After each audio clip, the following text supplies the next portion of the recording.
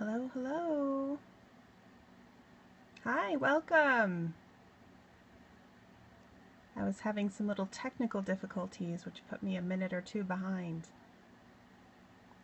Hi, welcome. Glad you could make it. We're talking about art today. Gonna let a few people get in here. How are you doing today? Hello, welcome. Thanks for the hearts. I'm going to get started in a minute, but I thought I would see if we let a few more people in before I start. So I'm letting you look at a piece of letting you look at one of my favorite pieces of art, which we've got kind of a glare. This is one of the biggest challenges, I think, to showing art is lighting and glare.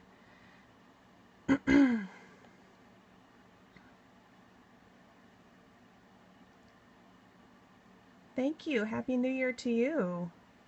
Good morning, Mrs. May. How are you? I'm glad you could come. This is my lunch break. So I just did biology with our boys. We had a microscope. Well, I guess it's not really an experiment, but we had a microscope lab today. We looked at spirogyra and diatoms for our Apologia biology this morning. So just did that, and now they're eating lunch, and here I am. I'm doing all right. Doing okay. I haven't scoped for a few weeks, and this is part of my new thing I'm trying to get back into is doing some regular scopes. And I've had this idea for a while of, I'm going to go ahead and turn around here so I can, no, you see my messy row? Oh, don't look. Hello. Yes, no time like the present. Hi. First of all, I'm Erica Johns from enrichmentstudies.com.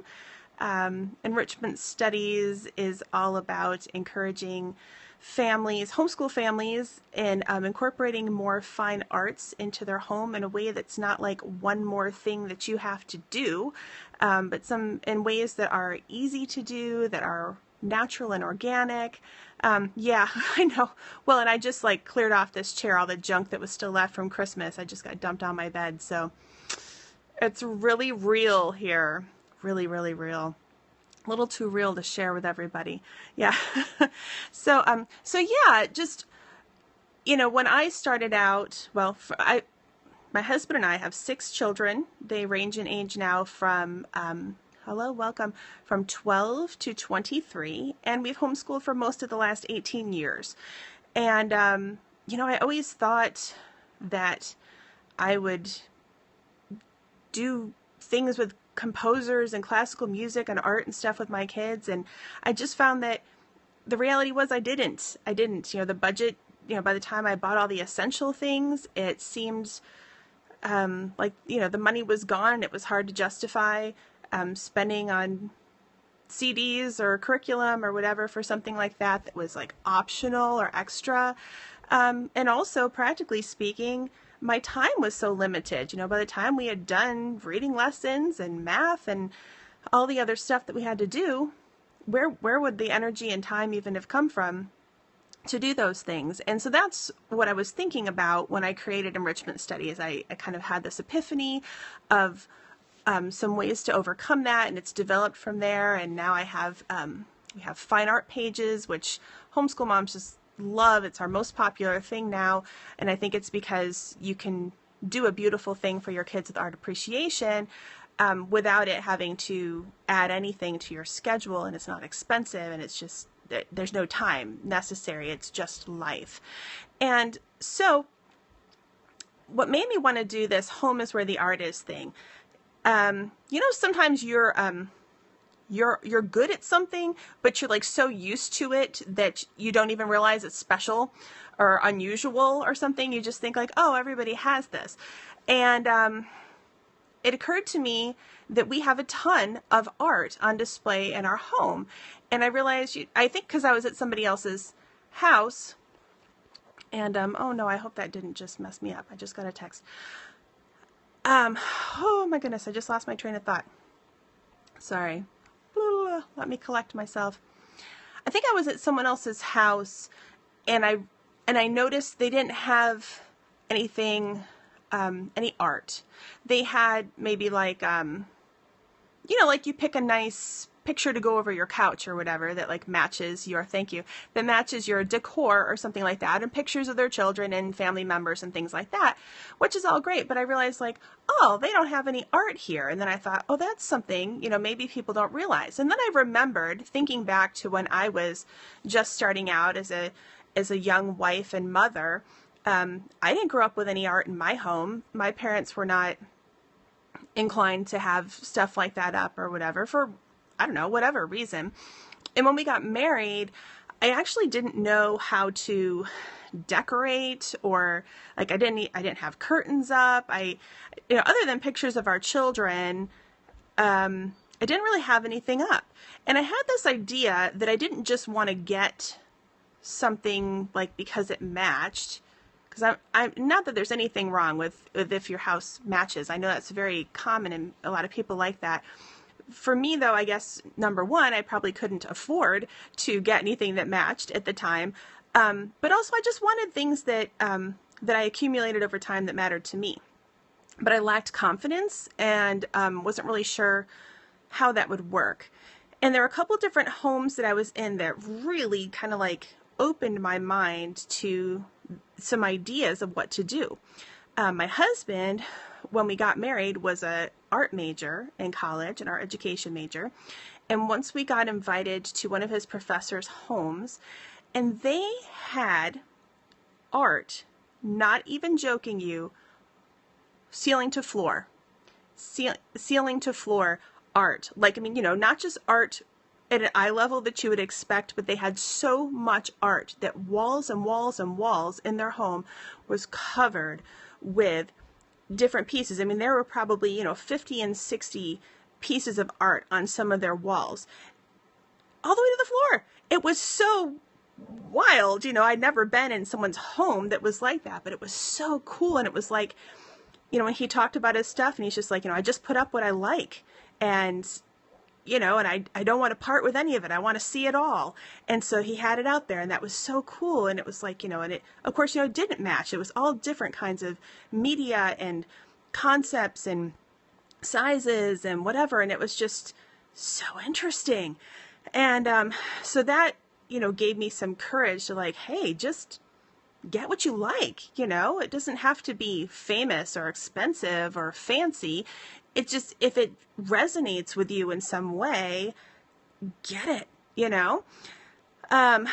Another friend of mine, Susie, I got to go to her house the first time, and she had color. Like, she would have like this really like bright springy green on one wall, and then like another wall was some really vivid blue, and on her open side of her staircase, like on the spindles, she had like painted like vines that went up the thing, and she'd paint in a little cute bird and whatever, and it was beautiful, but it was also so personal, and it was like, it was really her vibe. She had just really taken ownership of her home. She wasn't thinking, oh, what about if we want to sell it someday? She was thinking, we live here. And she was, like fully living in her space, and she had these shimmery curtains, and it just inspired me so much. It was, I guess, because it was like, it just made me realize, like, there's no rules. You don't have to just have, pick a thing from the furniture store and say it's good, it all matches. Like, you can totally just go crazy with it and have what you like. And, we knew these people that were always painting their walls, and it would be like, if she got in a mood and she was like, I think green, she'd just paint green, and she just, you come over and it'd be different. Or sometimes they would, they had one wall in their dining area, and sometimes they'd just paint on it, like pictures and stuff. They just it was like an open canvas in their home. And, they'd put a word up, they'd just paint right on the wall, celebrate or love or whatever was the thing. Or there'd be down near the lower levels where the littler kids could reach, there'd be paint from them. And it was just so cool. And it just, for me, these types of experiences really just like gave me courage, I guess, and encouragement to start to really ask myself, what do you like? What would you want? What would, kind of turn you on to see on the walls, or, to make you happy or whatever. And we started out with some art that my husband did, some of his original art, some pieces that I really love that we have up. And we've accumulated art over the years. So, while I didn't start out with a complete look in my house or whatever, now we've been married almost, this year will be 25 years that we've been married. And, we've kind of accumulated a lot of stuff. I actually don't have enough walls in my house. I don't have a lot on the walls, but I don't have as many walls as I need for the amount of stuff I want. I have a lot of stuff still waiting to get framed.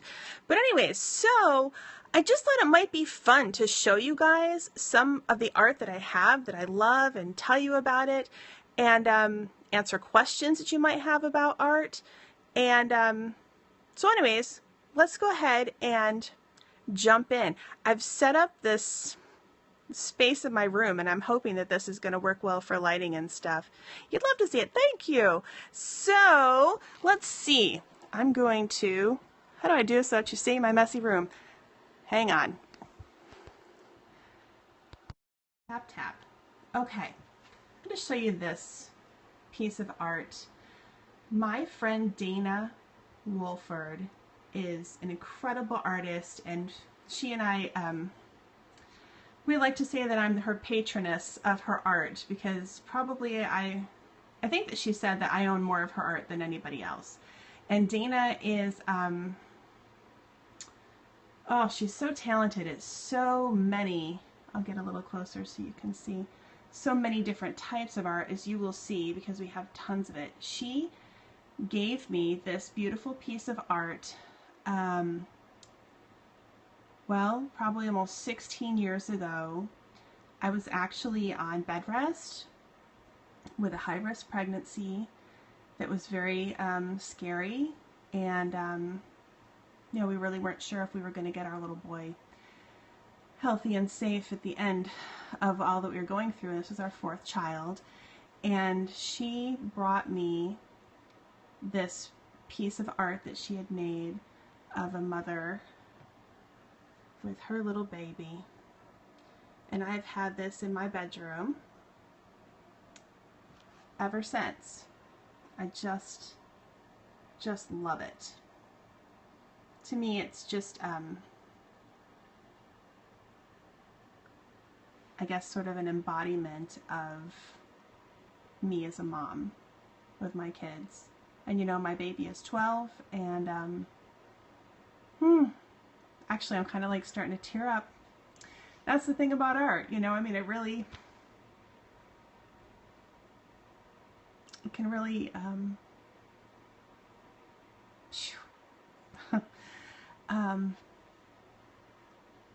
when art makes you feel something, that's how you know it's good art. You don't have to wait for someone else to tell you that it's good. You don't have to wait for someone to tell you that it's valuable. To me, art is a wonderful place for you to really get comfortable with your intuition, and just rest in knowing this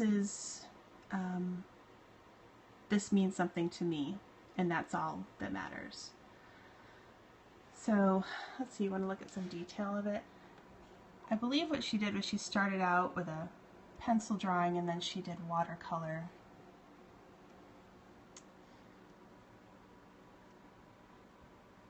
And one thing that you'll notice about this series that I'm going to do, this isn't, my purpose really isn't to say, do what I do.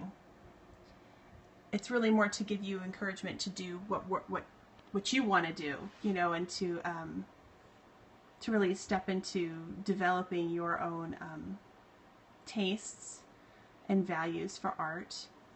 Most of the art that I have is original, and so there isn't even another one of it, so you're not going to be able to buy one. So that's not the point. The point is just kind of a show and tell. Goodness sakes, still wiping my tears a little bit. Earlier, let's see, on the weekend, I wrote an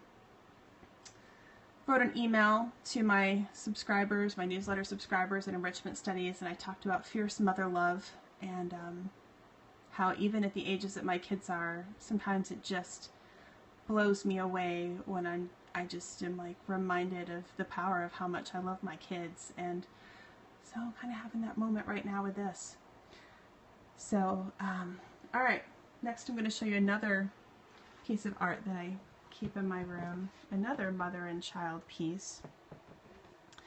And you know, I'm sad to say I cannot, okay, I see I'm getting a glare. Let me turn it a little bit away from the, well, let me see what I can do for you. Sorry, it's so much glare. I cannot remember the name of this artist and I can't really read it, what it is. I found out about this artist thanks to a blogger.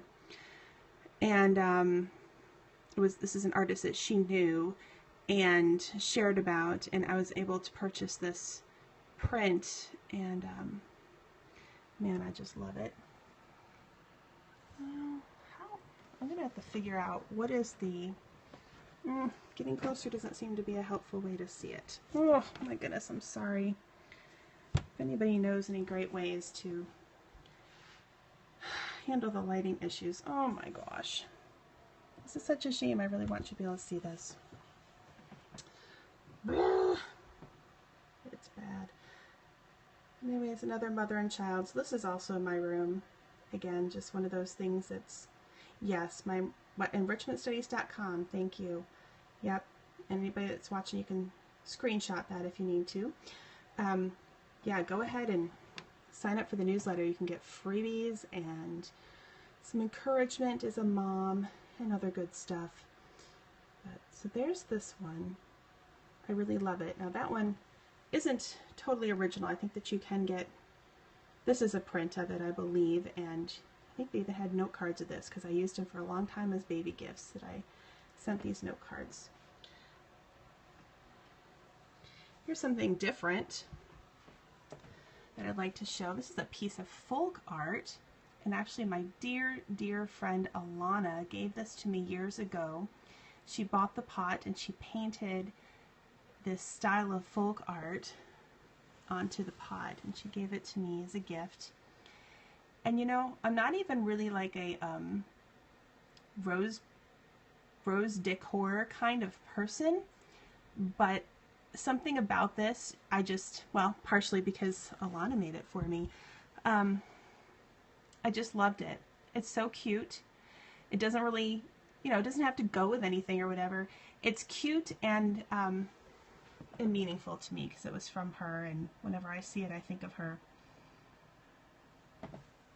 So I consider that art as well. That's one thing I think that sometimes people, if you're not really, I guess something I've grown in confidence is just seeing art in so many more places than just a painting or just a drawing or whatever. Hang on just a second. I'm going to get this other piece for you. Hang on here. All right, we're going to look at this one now. I love this piece, also by my friend Dana, also an original. This is so incredible to me. When I saw this, I was just like drawn in by the expression on this man's face. And, you know, a lot of people, when they see this piece of art in my home, they say, oh, it's Jesus. And, you know, and I guess it does look like how we think of Jesus. What I think is really interesting is that Dana was actually inspired to do this piece from a picture that she saw in National Geographic of a homeless man. And the man had such a look of like kindness and peace about him that she just felt drawn to create this. And this is incredible. This is it's wool felt that she has needle felted. You can see a pin has worked its way out there. She actually pushes a sort of a pin type of tool through felt and gets it to stay in place, and she just kind of pulls it and pushes little parts of it into the canvas to create this art. Isn't that beautiful? And I can barely even wrap my head around how does she do it? But I told you she's very diverse in her talents, and if you come back next Tuesday for another Home is Where the Art Is, you'll see probably more, because I have, oh my goodness, so many pieces of Dana's stuff. Some of the best money I ever spent. We enjoy it and are inspired by it all the time. So that's that one. I really love it.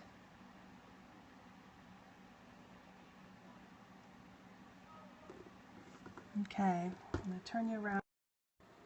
Hey. Now that I stopped crying about how much I love my kids, one thing that I wanted to tell about today, since this is our starting point for the Home is Where the Art is I actually asked my kids for some feedback. Sometimes when things are normal for you, and maybe it doesn't have an impact or whatever, and I thought, I wonder if my kids are even really aware of the idea that we have a lot of art here, or does it mean anything to them or whatever. And I mean, they like the different art. We've got some of their art up, we got their dad's art up, and so it's not that. I just wondered, does it matter to them or whatever. So it was interesting. I asked my 19-year-old daughter, Haley, if she had any thoughts about it. And Haley is an artist, and I will show you some of her art later in our series. Not today, but another day. And so I asked her for her thoughts about this, and she said that she really liked it, that that we just had our art up for enjoyment, that it wasn't let's look at art, let's appreciate this art. There's no pressure about it, that you can just experience the art and have your reaction to the art. And of course, if you want to talk about it or whatever, we do talk about different things that we love about our art, but mostly we're just going about our life, and the art is just there, but it's just sort of the backdrop of our life. And she said that she liked it, that she's been able to be exposed to so much art, so many different types of art, without any pressure or obligation to share about it. She's also said that she likes it that we have a variety of art, and things that she might not have previously identified or thought of as art, and then it kind of expanded her idea of what art is. And so that was cool to hear from her. And also she said, that having more of an idea of ways that things could be art has inspired her as an artist to try new things, and to, kind of give her courage to branch out into different things, try stuff out and see if it works, and if she likes that type of thing. So that was cool. And then I asked my other boys, my boys that are still homeschooled, are 17, 15, 14, and 12, and the types of things that they said was, let's see, that it's, they like seeing interesting things. They like it that there's a lot of personality up, that it's not, what they say, it's not boring. It's always interesting to look at what we have, because there's always something cool. So anyways, they do appreciate it, and they like, I think that we're, naturally getting across the idea that art matters to us, that we value the work that artists do, and, and the art comes in a lot of different forms. So those are just some ideas for you to start with. What I would love is if you have art in your home, I would love it if you would use hashtag Home is Where the Art Is, and tweet it out to me with a picture, or post at Enrichment Studies on Facebook. I would love to see what you have, and I'd love for other people to be able to see what you have and hear about your art. If there's a story behind it, or why it's meaningful to you, or whatever, let's share it. I would love to see more people catching on to the idea that art matters, and the art is worth celebrating in our home. That you don't have to wait for a museum or whatever to to experience and enjoy art. So I'm planning to do Home is Where the Art Is every Tuesday at noon till I manage to work my way through everything we have, which could be a while. I don't know. So we'll see how long that goes for us. I'm also going to be scoping on Wednesdays, starting tomorrow at 3:30 Eastern Time. And for that, I'm going to be focusing on homeschool topics. So tomorrow, we're going to talk about how to infuse some fresh enthusiasm into your homeschool for your winter term. So I know a lot of times people get kind of bogged down with the blahs, and so I've got some ideas for you of ways to combat the blahs.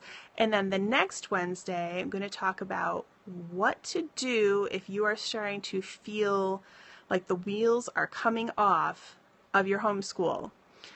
This seems to be a common phenomenon in winter, and I've been through it a few times myself, and I've learned a lot of things over 18 years that I've had this for my job. So I would love to encourage you and share with you what I think about that. So I hope that you will be able to join me either live or on a replay Tuesdays at noon, Wednesdays at 3:30 Eastern Time. Okay, so thanks for joining me today. I hope this has been fun for you. And don't forget, tweet or Facebook, hashtag Home is Where the Art Is. If you've got something to show me, I would love to see it. Thanks for coming. I appreciate it. Bye-bye.